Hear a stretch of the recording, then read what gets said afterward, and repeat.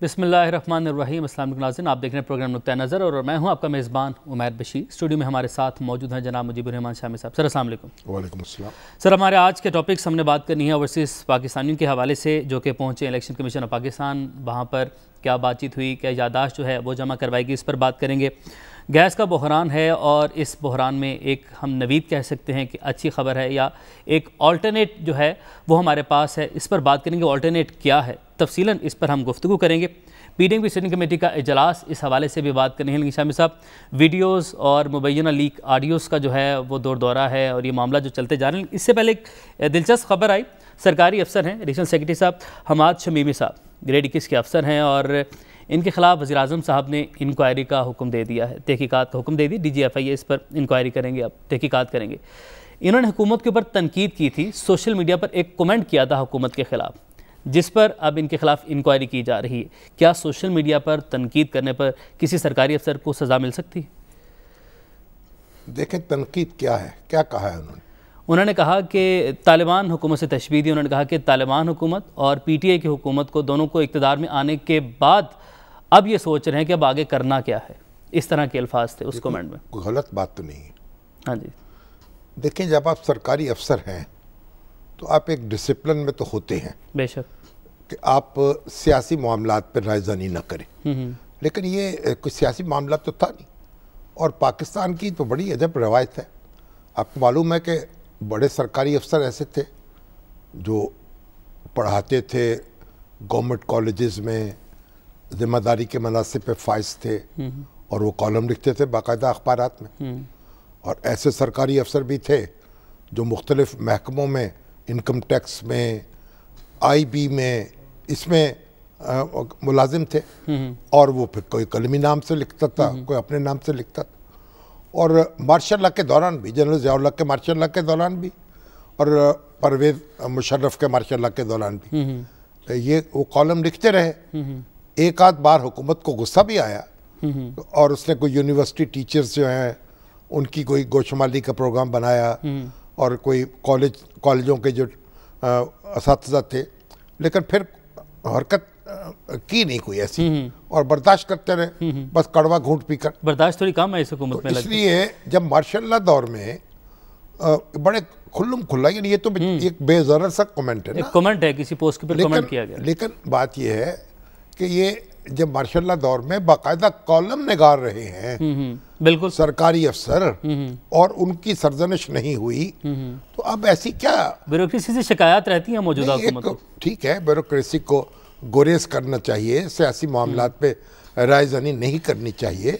लेकिन अगर किसी ने कोई चुस्त कर दिया है फिक्रा या थोड़ी सी दिल की भड़ास निकाल ली है, तो मैं नहीं समझता कि उस पर उतना सीखपा होना चाहिए, कोई कमेटी FIA को हुक्म देना चाहिए। और ख़ुद PTI के हामी जो हैं वो भी कई सरकारी अफसर जो हैं बिल्कुल वो धड़ल्ले से कार्रवाइयाँ करते रहे। बिल्कुल, तो ज़रा एहतियात की बात है, इतना गुस्सा नहीं करना चाहिए। गुस्सा नहीं करना चाहिए। खान साहब ज़रा जो है चलो सरजनश कर दें, हल्की फुल्की सरजनश कर दें, कह दें कि भाई आइंदा से सर्कुलर जारी कर दें कि सरकारी अफसरान गुरेज करें इस तरह के मामले। मतलब सर्कुलर तो जारी होते रहते हैं पर सुनता कोई नहीं है। लेकिन बहरहाल मेरा ख्याल इतना शदीद रिएक्शन जो है नहीं होना चाहिए, उसकी ज़रूरत नहीं है। ठीक है शामी साहब, आगे बढ़ते हैं। और वैसे तो एक हमारे दोस्त शुआब बिन अजीज़ साहब है ना, वो कहा करते हैं कि सच्ची बात का मजाक नहीं करना चाहिए। अच्छा, अगर आप किसी से वो मजाक करें ना जो हकीकत में सच हो, तो फिर उसे बड़ा गुस्सा आता है। ठीक है, इसी बात के साथ आगे बढ़ते हैं। और जैसे कि हमने पहले भी बात की कि मुबैना ऑडियो वीडियो लीक्स का दौर दौरा है और इसमें एक और गालिबन आ गई। और कल भी हमने जनाब साकिब निसार की एक वीडियो जो है ना, ऑडियो, बल्कि ऑडियो के बारे में तो वो हमारे समा न्यूज़ ने उसके बाद फ़िक्रों को उनकी बताया कि उनकी तकरीर में के फ़िक्रे हैं जो उसमें इस्तेमाल कर लिए गए हैं और एक क्लिप बनाया गया है जोड़ जोड़ के फ़िक्रे। लेकिन उसके बाद फिर उनकी एक और आ गई ऑडियो, वीडियो भी है शायद, ऑडियो है, ऑडियो है। उसमें फिर वो आज़ार ख्याल फरमा रहे हैं। देखिए अब साकिब निसार साहब ने जो तरदीद की थी, पहली जो लीक है, उन्होंने कहा था ये मेरी आवाज़ नहीं है। लेकिन समाज TV ने जो अपना प्रोग्राम पेश किया है वो उनकी आवाज़ को उससे तो उसकी आवाज़ तो उनकी है। हाँ जी।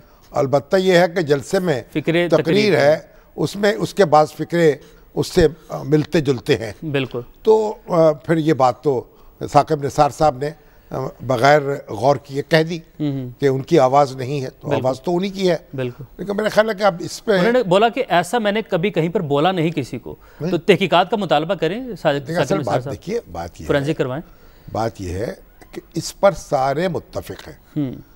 मुस्लिम लीग नून के रहनुमा भी, जो नामवर कानूनदान है वो भी, और हुकूमत के हल्के भी कुछ नीमे दरू नीमे बरू, तो सब कह रहे हैं कि इसकी तहकीकात होनी चाहिए और पता लगाना चाहिए कि इसकी हकीकत क्या है।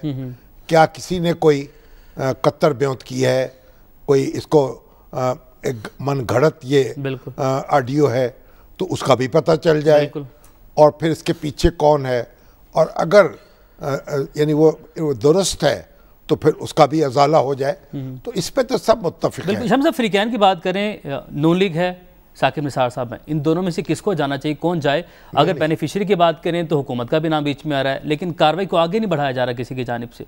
कौन पहल करे, कौन आगे जाए, कौन इसका फोरेंसिक करे? साकिब निसार साहब जो है उन पर बड़ा संगीन इल्ज़ाम लगा है, वो भी जा सकते हैं। और सिर्फ साकिब निसार साहब नहीं, अदलिया के ऊपर देखिए, नहीं अदलिया तो एक फ़र्द के ऊपर अगर कोई इल्ज़ाम लगे तो इसका मतलब ये नहीं होता कि पूरा अदारा जो है उसकी जद में आ गया। ठीक है। और ये हमें तमीज़ करनी चाहिए। तो उन्होंने खुद कहा है कि मैं इस बात का जायज़ा ले रहा हूँ कि मुझे कोई कानूनी कार्रवाई करनी वक्त तो दरकार होगा या नहीं। चलिए वो गौर कर लें, वो करना तो फिर सुप्रीम कोर्ट जो है उसकी जिम्मेदारी है। देखिए ना, आप सुओ मोटो लिए जाते हैं, बिल्कुल, और नोटिस जारी होते हैं, तो ये तो बड़ा एक संगीन मामला है, तो उसका नोटिस ले लेना चाहिए सुप्रीम कोर्ट को, कार्रवाई करनी चाहिए, तहकीकात करवानी चाहिए। अगर हुकूमत नहीं कर रही, हुकूमत भी इसमें फरीक बन जाती है ना। बिल्कुल बिल्कुल, क्योंकि इल्जाम तो ये है ना कि उनको लाना है, उनको भगाना है, एक को भगाना है, एक को लाना है।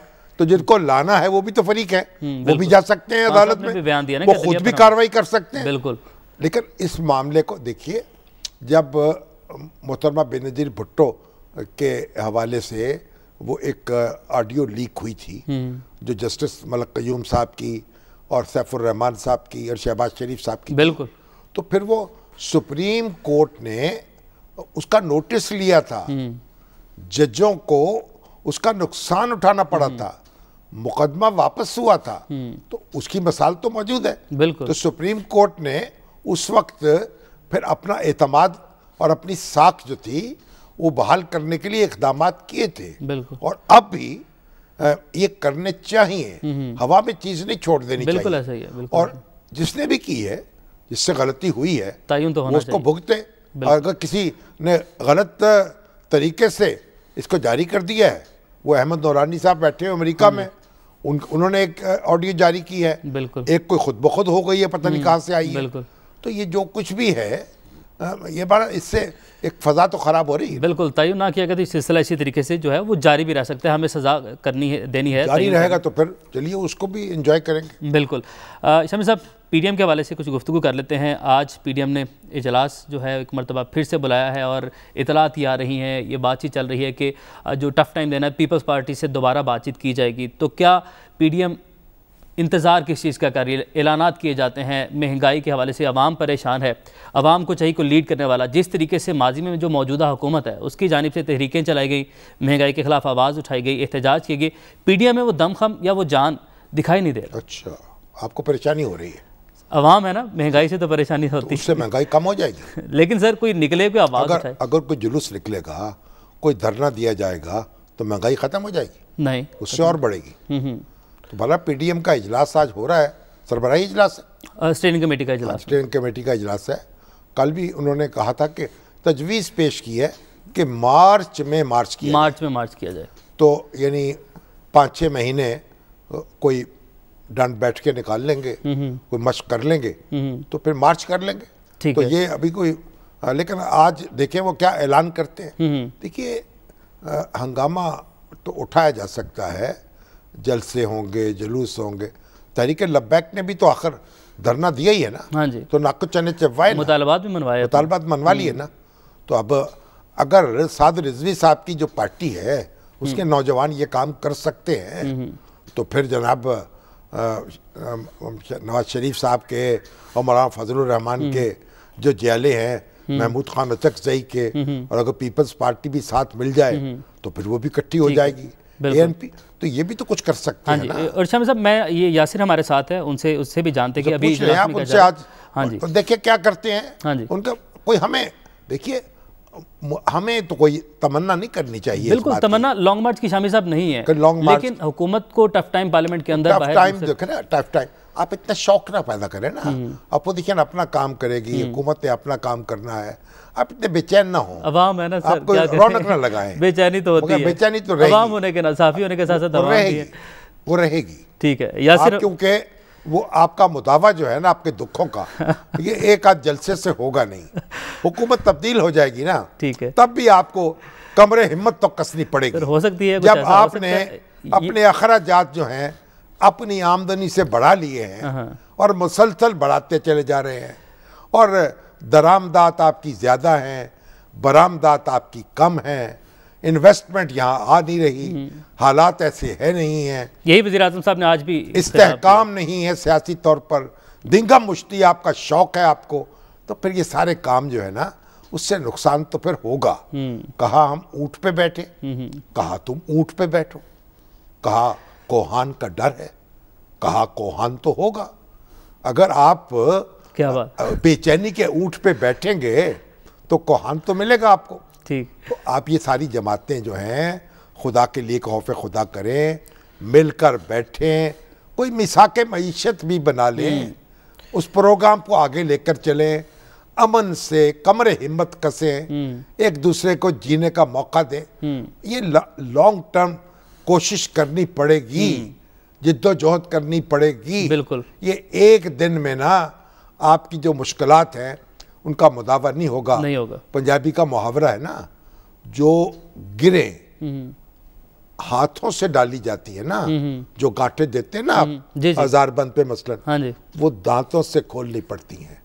क्या बात। तो PTI की हुकूमत ने जो आपको तोहफे देने थे या हालात ने जो देने थे वो दे दिए हैं। ठीक है, अब इन तोहफों को आपको एंजॉय करना पड़ेगा जल्दी से। ये आप, ऐसा नहीं होगा कि इनके असरात से मट जाए। ठीक है, यासिर हमारे साथ मौजूद हैं। यासिर, आज के इजलास के हवाले से जानना चाह रहे हैं, क्या कुछ हुआ? अभी तो IMF वाले कह रहे हैं सप्लीमेंट्री बजट भी आ सकता है, बिजली के नरखों में इजाफा होगा, हाँ जी, और पेट्रोल बढ़ता चला जाएगा, आपको फिर तरक्याती मंसूबों के 200 अरब जो है तरक्याती बजट कम करना पड़ेगा। हाँ जी, वो कम करना पड़ेगा, इसलिए क्योंकि आपने अपनी आमदन बढ़ाई हुई है और आमदन बढ़ाई नहीं है, अखराजात बढ़ाए हुए हैं, तो फिर ये तो होगा ना, ये तो होगा। और अपने घबराना नहीं है ना, जिन्होंने खाई गाजरें उनके पेट में मरोड़ तो उठेगा। ये काफी PTI वाले जो हमारे रहनुमा हैं, तो उठेगा, वो बोलते हैं ये, लेकिन मुखालिफिन के बारे में, वो मुखालिफिन, वो PTI वाले भी इसमें शरीक हैं, वो बरी ज़िम्मा नहीं है। बिल्कुल, वो भी बड़ा हंगामा करते थे,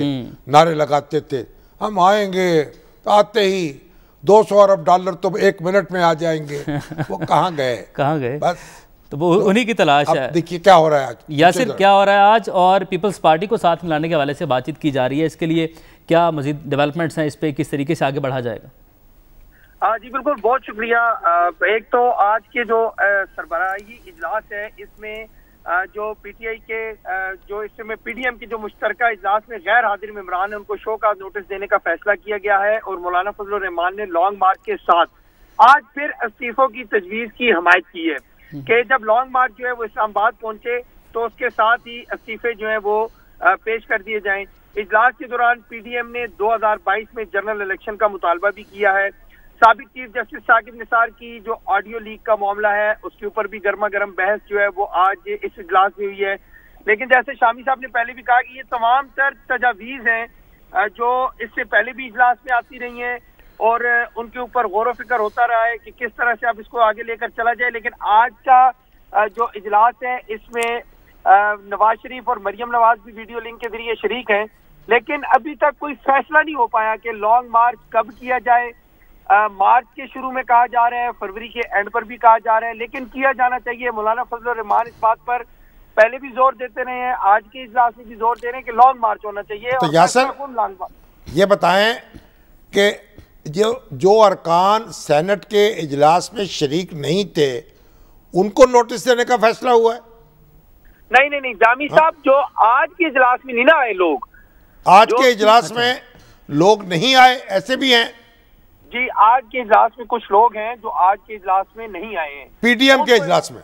जी, पीडीएम के इजलास में। वो कौन लोग हैं? इन्होंने कहा है कि इन्होंने कहा है कि हम वो कौन लोग हैं नोटिस देंगे, और इसके साथ मुश्तरका इजलास के हवाले से भी इन्होंने ये बात की है। ये मौलाना फजल रहमान ने कहा है कि जो आप लोगों के अरकान मुश्तरका इजलास में मौजूद नहीं थे, अच्छा, आप उनको शोकाज नोटिस जारी करें। शोकाज नोटिस उनको शोकाज, शामी साहब, उनको शोकाज नोटिस इसलिए नहीं जारी हो सकता कि उन्होंने अपने तमाम पार्टी के जो सरबराहान हैं उनको उन्होंने आगाह किया हुआ था। अब जैसे नवीद कमर है, वो बीमारी के बायस नहीं आए। इसी तरह से सरदार अख्तर मेंगल है, वो बैरून मुल्क है, उनकी एहलिया का इलाज हो रहा है, वो इस वजह से इस मुश्तरका इजलास में शरीक नहीं हो सके। तो मौलाना फजल रहमान को ये कहा गया कि उनको नोटिस जारी नहीं किया जा सकता, शोकाज नोटिस, लेकिन फिर भी मौलाना बस दे दें कि उन लोगों को भी शोकाज नोटिस जारी किए जाए। इवन यहाँ तक कि जो स्टीयरिंग कमेटी के इजलास हुए उनमें जो लोग नहीं आए, आपके जो पीडीएम के इजलास हुए उनमें जो लोग शरीक नहीं हो रहे, या वो कोई बहाना कर जाते हैं या कोई भी किसी वजह से भी नहीं आते, तो उनको आगाह कर देते हैं, लेकिन बाद में वो अपनी नहीं आज नहीं करते हैं। मुझे ये बताएं, पीडीएम के इजलास में कौन नहीं आया? पीडीएम का जो सरबराही इजलास है, इसमें जो एक सेनेटर है JUIF के, वो एक मौजूद नहीं है, उनके हवाले से ही बात की जा रही है। लेकिन अब पीडीएम का जब सरबराही इजलास शामी साहब शुरू होता है तो कुछ अरकान होते हैं जो शुरू में आ जाते हैं, कुछ अरकान होते हैं चूंकि लंबा इजलास चलता है तो वो आधे में आके बैठ जाते हैं, कुछ होता है बिल्कुल जब एंड पे प्रेस कॉन्फ्रेंस शुरू होने लगती है तो तमाम अरकान पूरे होकर साथ खड़े हो जाते हैं। तो ये आना जाना जो है ये सिलसिला जारी रहता है, लेकिन मौलाना जो है वो मुश्तरका इजलास के हवाले से तो गुस्से में है ही है। ठीक है, ये आना जाना तो लगा ही रहेगा, ये इजलास ऐसे ही होते हैं सियासी। अब इसमें ये तो नहीं है कोई क्लासरूम तो नहीं है कि लोगों ने हाजिरी लगानी है, शोकाज जारी कर दी। आपका बहुत शुक्रिया। फौजी परेड तो नहीं होनी। साहब, आपको ये मामला शोकाज से ही शुरू हुआ था, पीपल्स पार्टी के साथ जब मामला चला था शोकाज से ये टूट-फूट का शिकार हुए और अब वापस वहीं पर लाकर खड़े हो गए हैं कि शोकाज नोटिस। अब हमें तो पता नहीं है कि मौलाना ने क्या कहा है, यासर साहब तक क्या पहुंचा है। अगर शोकाज नोटिस जारी करने का शौक है, लोग उसका जवाब दे देंगे।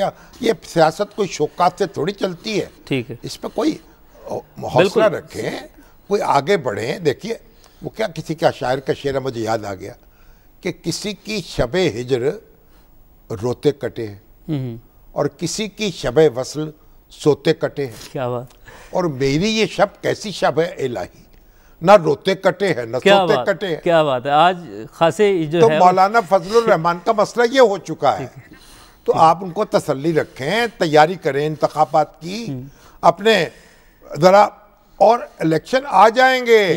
अभी इलेक्शन ही का वक्त है, किसी वक्त भी आ सकते हैं। अभी तो बल्दियाती इंतखाबात आ रहे हैं, बिल्कुल बिल्कुल, उनकी तैयारी करें। ऐसे में शोकाज नोटिस अगर आते रहे तो मामला जो है वो खराबी उससे काम नहीं चलेगा। जरा कोई अच्छा खाना वाना अच्छा पकवाया करें ताकि लोगों को जरा शौक हो। ठीक है, इसी बात की मूवमेंट जब चल रही थी ना, वो ऐसे खाने होते थे जोरदार, और क्या क्या डिशें, और भुने हुए तितर और मुर्ग और क्या क्या चीजें, उसको बड़े ज़ौक़ शौक था लोगों में। तो खाने का जरा दस्तरखान वसी करें मौलाना, और जरा आप उसको और थोड़ा देसी घी इस्तेमाल करें, बिल्कुल परेशान ना हो। और इसी बात के नाज़रीन हम बढ़ते हैं ब्रेक के जाने, वापस आएंगे इस ब्रेक के बाद। Stay with us.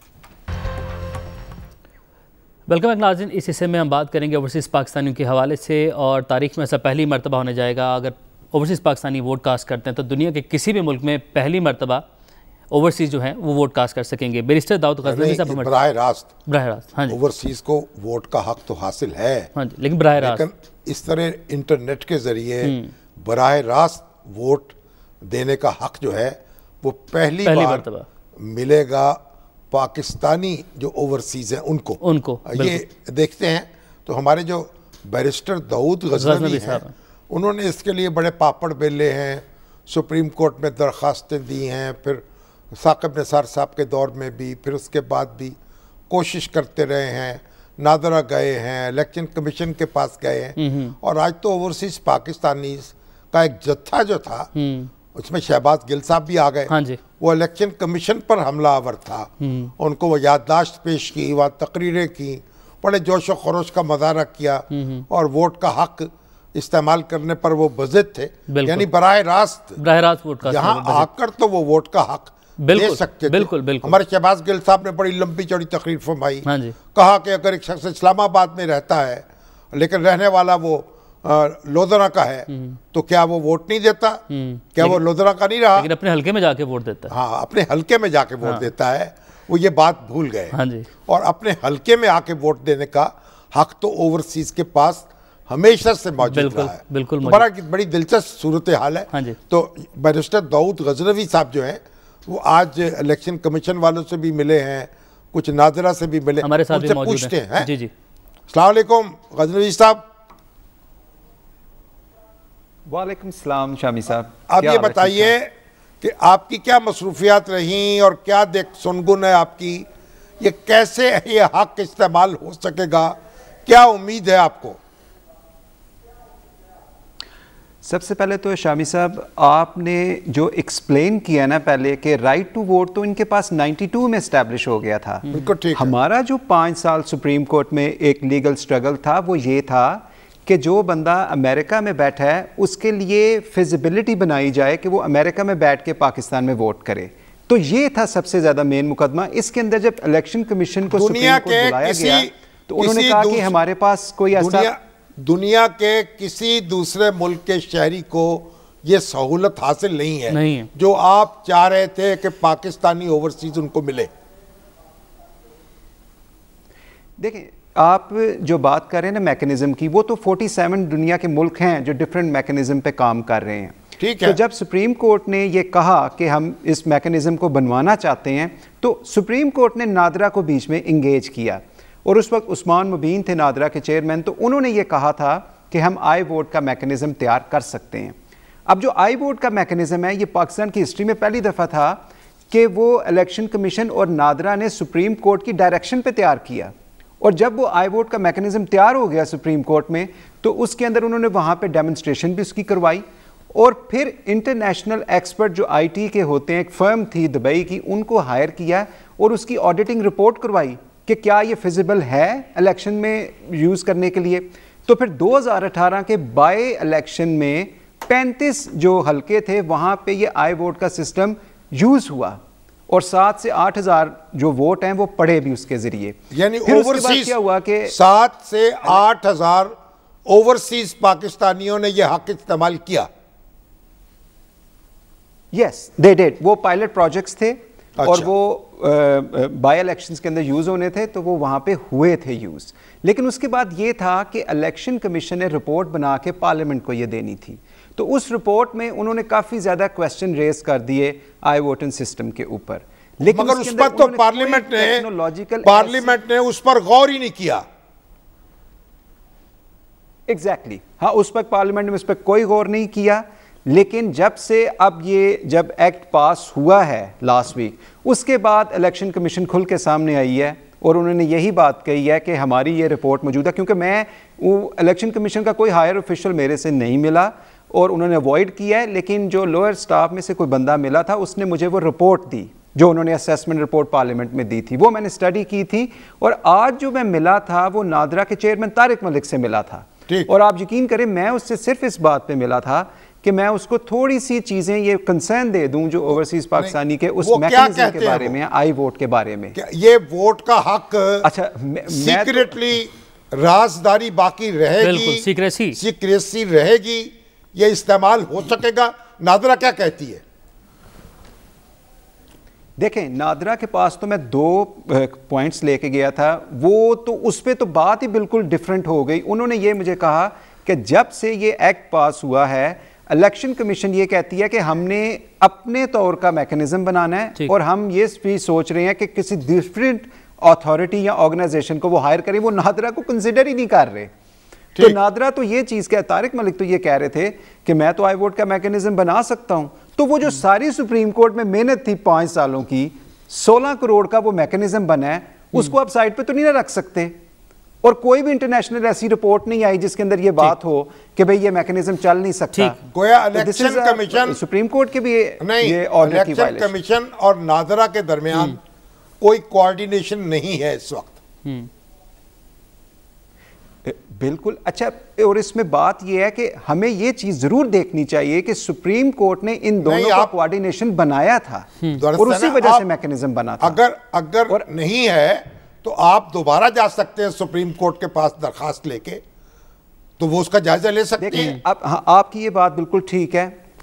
देखें, आपकी ये बात बिल्कुल ठीक है। मैं दोबारा अब इस इशू पे जा सकता हूं कि अगर इलेक्शन कमीशन किसी और को हायर नहीं करती और नादरा को भी जो वो अगर हायर नहीं करती और बड़े फ्रिवलेस किस्म के इश्यूज देती है, तो ठीक है, बिल्कुल जो मेरी सुप्रीम कोर्ट की जजमेंट है उसके अंदर हम फिर दोबारा उसकी कंटेम्प्ट में चले जाएंगे कि भाई बुनियादी बात यह है, दस्तूर के तहत इलेक्शन कराने की जिम्मेदारी इलेक्शन कमीशन की है। बिल्कुल, उसको सेटिस्फाई करना होगा। बिल्कुल, तो फिर बात आगे चलेगी।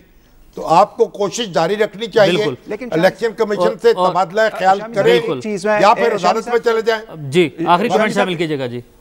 एक चीज है, एक चीज जरा थोड़ी सी मैंने ऐड करनी थी। वो आपकी बात बिल्कुल ठीक है, लेकिन ये जो एक्ट आया है इसके अंदर इलेक्शन कमीशन की ये जिम्मेदारी बनती है कि वो कंसर्न्ड अथॉरिटी के साथ वो बात करे।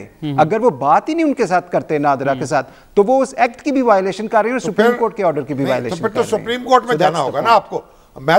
मैं और आप तो हुक्म नहीं दे सकते ना एक कॉन्स्टिट्यूशनल अदारे को। नहीं, ये बात बिल्कुल ठीक है। उसने अगर आपकी इंटरप्रिटेशन दुरुस्त है तो सुप्रीम कोर्ट में दरवाजा खटखटा दे। ठीक है, इसी बात का दादू कासिम साहब आपका शुक्रिया अदा करेंगे और शामिल साहब वक्त की चूंकि कमी है। हाँ, इलेक्शन कमीशन को ये फैसला करना है, जिम्मेदारी उसकी है। बिल्कुल, इलेक्शन कमीशन को ये फैसला करना है। बहरहाल अवाम जो है उसके हवाले से हम शामिल साहब कहते हैं कि परेशान हो जाते हैं। परेशानी तो है, अवाम को गैस बहरान का सामना है और गैस महंगी भी होती जा रही है। जैसे कि IMF के हवाले से जो टैक्सेस लगे, मजीद टैक्सेस, वो तो IMF करते रहा तो अब इस पर लोगों को बात समझाया करें। हाँ जी, अब अगली नारे ना लगाया करें। ठीक है शामिल साहब, इसका जो है अल्टरनेट जो है उसके हवाले से बात करते हैं। एक हमारे दोस्त हैं इरफान साहब, हाँ, वो मुझे मिले। उन्होंने एक चूल्हा इजाद किया है, ये बनवाया है, रॉकेट चूल्हा उसका नाम, और उसके अंदर लकड़ी का जो गोलियां हैं लकड़ी की, वो कारखाना एक बनाता है, रूट्स होते हैं, पत्ते होते हैं, उस लकड़ी की गोलियां जलाई जाती हैं। बिल्कुल, उनसे गैस पैदा होती है। ये हम दिखा भी रहे अपने बड़ा सस्ता वो चूल्हा जो है, बड़ा सस्ता जो है काम है वो, LPG से बहुत सस्ता। तो हमारे पास है लाइन। इरफान साहब हमारे साथ मौजूद हैं, उनसे बात करते हैं। अस्सलाम वालेकुम इरफान साहब। वालेकुम अस्सलाम। इरफान साहब ये बताइए कि ये जो चूल्हा है वो आपकी ईजाद है, तो ये अब आप इसको मार्केट कर रहे हैं, इसकी क्या खसूसियत है, आप बताएं जरा जल्दी से। जी शामी साहब, जज़ाकल्लाह, आपने मौका दिया। ये मेरी ईजाद नहीं है, ये गैसीफायर्स कहलाते हैं और ये बहुत पुरानी ईजाद है। ये यूरोप में बहुत अरसे से इस्तेमाल हो। ये लकड़ी का जो भी बुरादा, बायोमास जिसको कहते हैं, उसको एक जो वेस्ट है, जो गन्ने की फोक है, जो धान की और उसके खोशे बच जाते हैं या जो गंदुम के बच जाते हैं, उनसे ये तैयार हो सकता है ईंधन इसका। जी बिल्कुल तैयार हो सकता है, बिल्कुल तैयार हो सकता है। इसको मखसूस तरीके से जब गैसीफायर में जलाया जाता है तो ये गैस में कन्वर्ट होना शुरू हो जाता है और बिल्कुल गैस के चूल्हे की तरह चलता है। और जो है वो अगर 3 किलो लकड़ी जलनी हो, अच्छा, तो उसकी जगह ये 1 किलो में ये काम हो जाएगा। ठीक, तो आप यानी ये जो इसकी ईंधन है इसका, वो कितनी मिकदार में इस्तेमाल करना पड़ेगा एक महीने में एक घर को? एक घर को शामी साहब, ऐसे घर अलग अलग होंगे ना, लेकिन अगर 4-5 लोगों का खाना बनना है तो कोई 2 टाइम का खाना अगर वो बनाएं और कुछ चाय शाय नाश्ता बनाएं तो कोई 2.25 किलो 2.25 किलो में ये काम हो जाएगा। लकड़ी जलेगी, आलूदगी तो नहीं? आलूदगी का तो नहीं, गैस बनेगी ना उसकी, लकड़ी से गैस बनेगी। हाँ जी, तो चूंकि गैस जो है वो ज्यादातर जल जाती है, ठीक, इसलिए ये आलूदगी का बहुत अच्छा इलाज है। तो आप ये बताइए कि जब गैस की शॉर्टेज हो और गैस हर घर में है भी नहीं है और LPG से भी सस्ता है ये, तो जहाँ लकड़ियाँ जलाई जा रही हैं, जहाँ कोयला जलाया जा रहा है, वहां तो ये चूल्हा एक हंगामी बुनियादों पर हुकूमत को बनवाना चाहिए या आपको बनाना चाहिए, बड़े पैमाने पर। ठीक, बिल्कुल बिल्कुल शामी साहब, ये जो तवानाई का बहरान है, इसको हल करने के लिए बिजनेस के लोगों को आगे आना चाहिए। ठीक है, ठीक है। इसके साथ ये रॉकेट चूल्हा है और रॉकेट ईंधन है, वो जो गोलियां लकड़ी की बनती हैं वो इसमें डलती है, और बहुत सस्ता है। हुकूमती सतह पर ऐसे इक़दाम उठाए जाने चाहिए। इरफान साहब आपका, ठीक है इरफान साहब, आपका बहुत शुक्रिया। हम नाज़रीन बढ़ेंगे ब्रेक के जाने, वापस आते हैं ब्रेक के बाद, हमारे साथ रहिए। इसके साथ ही नाज़रीन आज का प्रोग्राम अपने इख्तिताम को पहुंचा। आपसे कल मुलाकात होगी, अपना बहुत सारा ख्याल रखें। अल्लाह हाफ़िज़।